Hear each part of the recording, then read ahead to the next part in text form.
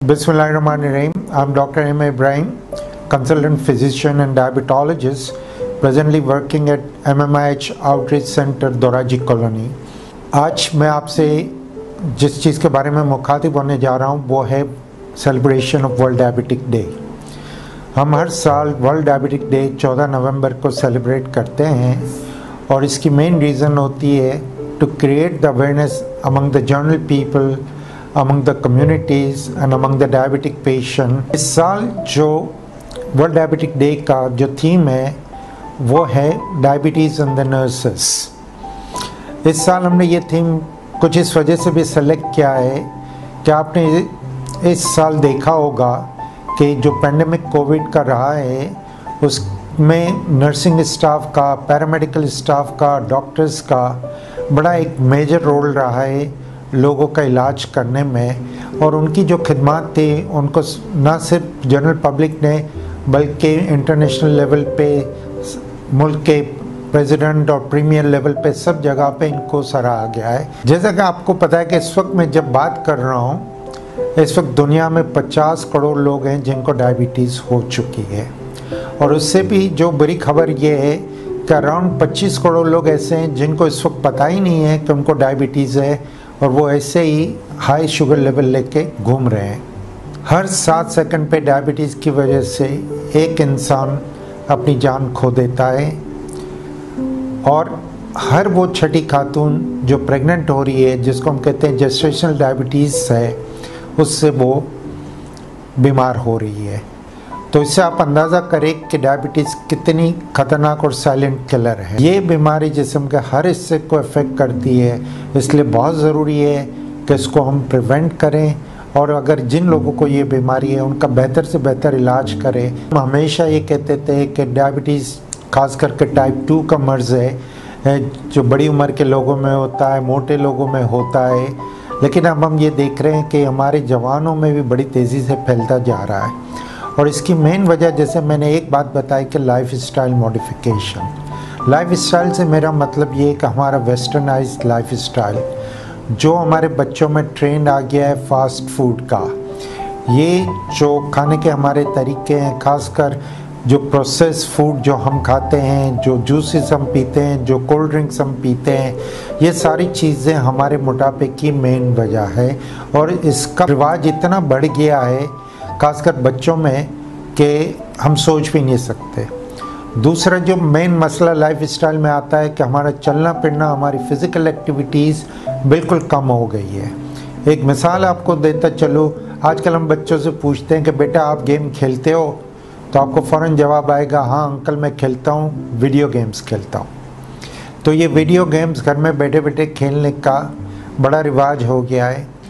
लोगों का चलना फिरना बिल्कुल कम हो गया है। शहरों के अंदर में पार्क का सिस्टम ख़त्म हो गया है। तो उस वजह से हमारा मोटापा बढ़ता जा रहा है और ये मोटापा जिसको हमें आगे जाके बहुत देखना है, क्योंकि ये मेन वजह है डायबिटीज़ की।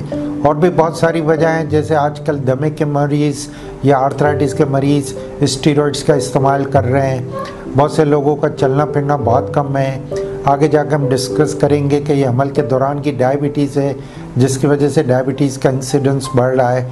तो बहुत सारी वजह हैं जिसकी वजह से शुगर होती है, लेकिन मेन वजहें 2 हैं, life style modification and increasing prevalence of obesity among the general populations. अब इसको हम कैसे रोकें, उसके लिए हमारा ज़रूरी है कि हम अपने बच्चों को रोकें इन फास्ट फूड से, इन प्रोसेस फूड से, जूसेस के इस्तेमाल से, कोल्ड ड्रिंक के इस्तेमाल से। हम बच्चों को ताकीद करें कि वो रोज़ाना कम से कम आधे से पौना घंटा वॉक करें, गेम्स खेलें और हम ये बिल्कुल इस तरह से देखें कि ये इनका वज़न नहीं बढ़ना चाहिए। रोज़ाना चलना, मुर्गन ग़िज़ाओं से परहेज़ करना, मीठी चीज़ों से परहेज़ करना, ये बहुत ज़रूरी है। और जिनका वज़न ज़्यादा है वो डाइटिशियन से मशवरा करके अपने वज़न को कम करें ताकि इस बीमारी को ज़्यादा फैलने से हम रोक सकें। हमारा दूसरा मेन फोकस इस साल ये भी होगा कि वो लोग जिनको डायबिटीज़ हो गई है उनका हम बेहतर से बेहतर इलाज कैसे करें। लाइफ स्टाइल मॉडिफिकेशन तो पहले ही है, वो जो हमारे डाइटिशियंस, हमारे डायबिटिक एजुकेटर्स ये आपको गाइड करेंगे जिन लोगों का वज़न ज़्यादा है उनको वज़न कम करना है, जिनका वज़न नॉर्मल है उनको वज़न मेंटेन करना है। और सबसे इम्पोर्टेंट चीज़ें कि वो मरीज़ वक्त पे कैसे खाएं, तौर तरीके का कैसे खाएं, कौन सी ग़िज़ाएँ जिनसे परहेज़ करें। जैसे मिसाल के तौर पर हमें सब्ज़ियों का, फलों का इस्तेमाल ज़्यादा करना है, मुरक्कन ग़िज़ाओं का इस्तेमाल कम से कम करना है और हमें रोज़ाना वर्जिश करनी है।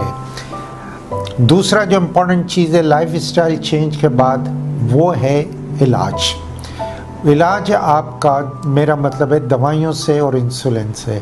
इसके बारे में आपको बेहतर गाइड आपका डॉक्टर्स करेगा। एक यहाँ पे मैं चीज़ आपको बताता चलूँ कि आप डायबिटीज़ के इलाज में हमारे पास बहुत चॉइसेस है, बहुत अलग अलग तरह की मेडिकेशन है। एक मिसाल देता हुआ चलूँ कि जैसे अगर कोई शुगर का मरीज़, जिनको दिल की बीमारी है, जिनको ब्लड प्रेशर है, जिनको गुर्दों की बीमारी है या जिनमें मोटापा है, उनके लिए हमारे पास अलग किस्म की दवाइयाँ हैं। जो लोग दुबले पतले हैं उनके लिए अलग किस्म की दवाइयाँ हैं। जो लोग अफोर्ड नहीं कर सकते उनके लिए भी हमारे पास कम दाम वाली दवाइयाँ हैं। सो डिफरेंट मरीज़ों के लिए, different group of diabetic patient, that we have different choices for medication. लेकिन उसके लिए बेहतर गाइड आपका डॉक्टर करेगा। लेकिन आपको ये याद रखना है, दवाइयाँ वक्त पे पाबंदी से खानी है। दूसरी चीज़ यहाँ पे एक इम्पॉर्टेंट डिस्कस करता चलूँ कि हर शुगर के मरीज़ की वक्त के साथ दवाइयाँ बढ़ेंगी, क्योंकि हमारा लुबलुबा वक्त के साथ इंसुलिन बनाना कम कर देता है और एक वक्त आता है कि उसमें इंसुलिन बनना बिल्कुल बंद हो जाता है। जब ये कैफियत को हम पहुँचते हैं, और ये बात याद रखें कि हर शुगर के मरीज़ को वक्त के साथ बेहतर कंट्रोल के लिए 5 साल के अंदर में इंसुलिन की ज़रूरत पड़ेगी। आपको, मेरे को ये नहीं सोचना है कब तो मेरी बीमारी बहुत आगे बढ़ गई, मैं फ़ेल हो गया हूँ और अब मैं आखिरी स्टेज पर पहुँचा हूँ। ऐसी कोई बात नहीं है। इस वक्त इंसुलिन दुनिया में सबसे बेहतरीन इलाज है शुगर को कंट्रोल करने के लिए, क्योंकि अगर हम शुगर कंट्रोल नहीं करेंगे तो डायबिटीज़ की जो लॉन्ग टर्म कॉम्प्लिकेशन या पेचीदगी हम कहते हैं, वो आपको सामने जल्दी आएंगी और वो आपकी बीमारी में इजाफा करेंगी। खौफ व खतरे के आप इंसुलिन पे जाएं, इंसुलिन को सही लगाने का तरीका सीखें और इंशाल्लाह इससे आपको फ़ायदा ही होगा। दूसरी इम्पॉर्टेंट चीज़ है, आपका रेगुलर चेकअप होना चाहिए आपके डॉक्टर की एडवाइस के हिसाब से। 2 चीज़ें हम एम्फसाइज़ करते हैं, रेगुलर चेकअप हो मेरा, और एक हम कहते हैं कि एनुअल स्क्रीनिंग या एनुअल चेकअप हो। रेगुलर चेकअप पे आपका डॉक्टर आपकी दवाइयाँ एडजस्ट करता रहेगा और आपका कोई भी ऐसा प्रॉब्लम है उसको आपको एड्रेस करेगा। जहाँ तक एनुअल स्क्रीनिंग है वो बहुत ज़रूरी है। एनुअल स्क्रीनिंग में हम डॉक्टर्स चाहते हैं कि आपका मुकम्मल मुआयना हो। मुकम्मल मुआयने से मेरा ये मतलब है कि आप पूरी दुनिया में असूल है कि साल में मेरी एक मरतबा आँखों का कंप्लीट चेकअप हो, क्योंकि आँखों में बहुत सारे कॉम्प्लिकेशन होते हैं। मुझे वक्त से पहले कैटरेक्ट हो गया, आँखों की बिनाई कम हो गई, आँखों के पीछे के हिस्से में ब्लीडिंग होनी शुरू हो गई, या मुझे ग्लूकोमा या जो काला पानी कहते हैं। अब क्योंकि इस मुल्क में हम देख रहे हैं पान, तंबाकू, गुटखे का इस्तेमाल बहुत बढ़ गया है, तो अब एक इंटरनेशनल रिकमेंडेशन है कि हर शुगर के मरीज़ का इस खित्ते के अंदर में हर साल दांतों का भी मुआयना हो। आपका annual medical checkup cardiac point of view से हो, आपका ECG हो, आपके कोलेस्ट्रॉल के चेकअप हो, और आप रोज़ चलते रहेंगे तो आपका दिल का कितना आपका मजबूत है वो भी हम एसेस करते रहेंगे। गुर्दों का मुआयना हर साल होना चाहिए, गुर्दों के टेस्ट होने चाहिए, आपका ब्लड प्रेशर का चेकअप बिल्कुल होना चाहिए। और एक चीज़ है कि आपके डॉक्टर ने आपका जो न्यूरोपैथी के लिए नसों का जो मुआयना होता है, आपके पैरों की नसों का जो मुआयना होता है, वो भी हर एक्चुअल विज़िट पे हो तो बेहतर है, लेकिन एनुअली ये सारी चीज़ें पैरों का मुआयना और हो। मैं यहाँ पे एक बात रिक्वेस्ट करता चलूँगा हर मरीज़ से कि आप रोज़ रात को पैरों को सही तरह से धोएं और अपने पैरों को देखें, क्योंकि वक्त के साथ जब हमारी नसें सुन हो जाती है, हमारे पैरों में चोट लगती है, हमें पता नहीं चलता, और जब पता चलता है तो ज़ख्म तो बहुत बड़ा हो गया है। तो इसलिए रोज़ अपने पैरों का रात को धो के मुआयना करें, और घर की 4 दीवारी में भी हो, आप कारपेट पे भी चल रहे हो, आपने हर वक्त चप्पल का या स्लीपर्स का इस्तेमाल करना है ताकि आपके पैरों में कोई ऐसा चोट ना लगे या ज़ख़म आपको ना हो। कुछ ब्लड टेस्ट है जो रेगुलर बेसिस पे होने चाहिए।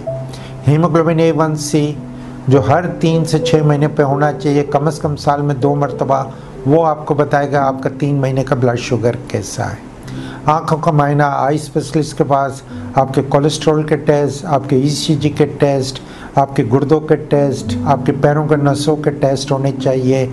और आज के दौर में हम चाह रहे हैं कि जो लोग ये ग्लूकोफेज या आपका नियोडिपाल ले रहे हैं उन लोगों ने अपना विटामिन B12 भी चेक कराना है, विटामिन D भी हर साल चेक कराना है, क्योंकि जिन लोगों को विटामिन D की कमी है उनमें भी ये देखा गया है कि उनको शुगर की बीमारी ज़्यादा होने के चांसेस है।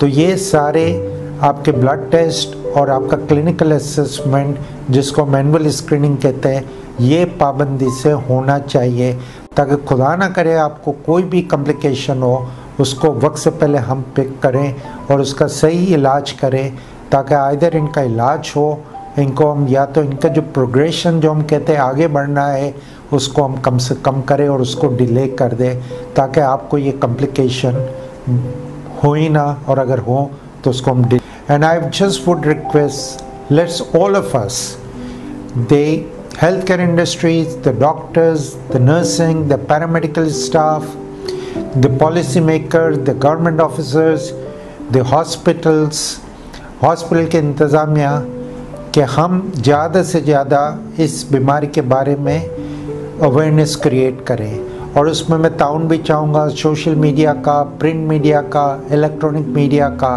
कि इसके हम ज़्यादा से ज़्यादा अवेयरनेस क्रिएट करें ताकि इसका हम बेहतर से बेहतर मुकाबला करें, इसको प्रिवेंट करें, जिन लोगों का है उनका बेहतर इलाज करें, ताकि वो लोग जिनको शुगर नहीं है उनकी तरह भी उनकी ज़िंदगी हो और वो अपनी ज़िंदगी को एंजॉय कर सके।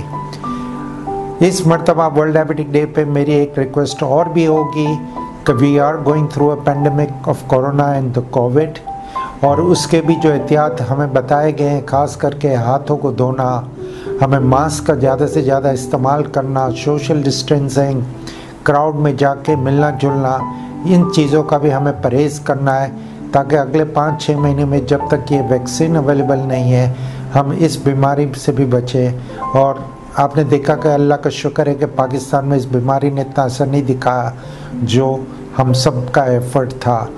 तो अल्लाह पाक हम सबको डायबिटीज़ से भी और कोरोना के पेंडेमिक से भी बचाए।